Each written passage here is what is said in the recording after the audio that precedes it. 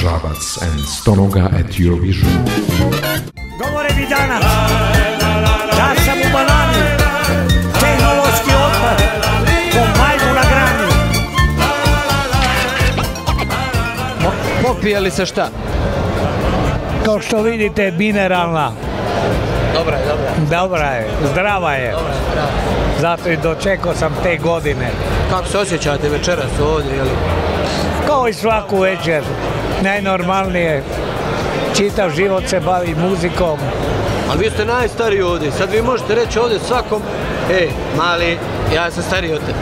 Svakom, bukvalno svakom. A zašto da to kažem? Zato što su mlađi i svi moraju da te respektuju. Ja sam mlađi od njih tu u srcu. Da, to je vrlo važno. Da.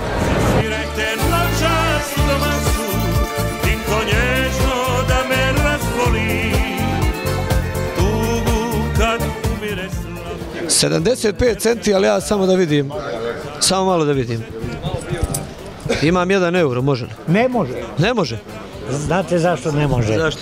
Zato jer otvaram banku u Beogradu, pa su mi potrebni dolari, a ne euri.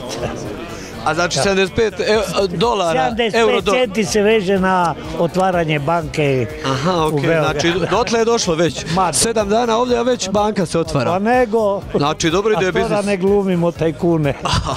Dobro ide biznis. Da ne glumimo. Dobro ide ovaj beogradski biznis. Ma ide. Opušteno je ovdje. Cirkus, Maksimus, a šta više traži? Je li vam dobro ovdje? Pazi li vas ova omladina? Tak ne. Jedino ova naša Tina stalno do nekog drugog lovi, a ja se upucavam, a ništa od toga. Ovaj program su omogućili Scanjet, direktni letovi iz Skandinavije za najpopularnije turističke destinacije u Hrvatskoj, centri za lokalni razvoj, na usluzi građana u 9 gradova Bosne i Hercegovine i u cijeloj dijaspori. Više prirode, više života, Vitalis sokovi. Top Turist, najsigurniji i najpovoljniji put autobusom iz Skandinavije za Bosnu i Hercegovinu. Kovo galerija Visoko, shopping centar za cijelu porodicu. Bonbon Damla, punjena voćna karamela s prirodnom aromom svježeg voća, kao i široka paleta bombonjera Orient, koje možete naći kod ekskluzivnog distributera.